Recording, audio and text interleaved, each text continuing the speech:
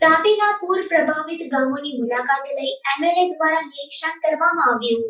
વાલોડ તાલુકામાં પડેલ ભારે વરસાદ બાદ સર્જાઈ પૂરની સ્થિતિ વચ્ચે વાલોડના ધારાસભ્ય મોહન ડોડિયાએ સ્થળાંતરિત કરાયેલ લોકોની મુલાકાત લીધી અને જમવા સહિતની વ્યવસ્થા કરી। વાલોડ ગામ, નલોથા ગામ અને અંબાજ ગામ સહિતના પૂર પ્રભાવિત ગામોની મુલાકાત લઈ એમએલએ નિરીક્ષણ કર્યું। તાપી જિલ્લામાં રાત્રિ દરમિયાન પડેલા ધોધમાર વરસાદને પગલે નદીઓમાં ઘોડાપૂરની પરિસ્થિતિ નિર્માણ થવા પામી છે।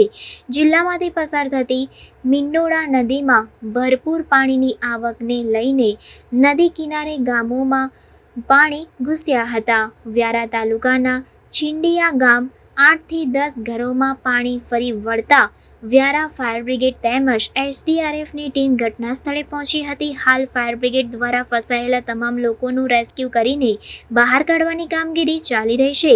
તાપીના વ્યારા તાલુકામાંથી પસાર થતી ઝાંસરી નદી 2 કાંઠે વહેતી થઈ છે। વ્યારાથી પસાર થતા સ્ટેટ હાઈવે પર પાણી ભરાયા છે।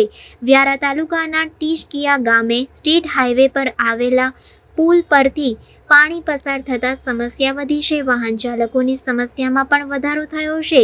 વ્યારાથી પસાર થતા માર્ગ પર આંબા પાણી થઈ ડાંગ તરફ જતો માર્ગ હાલ બંધ કરવામાં આવ્યો છે।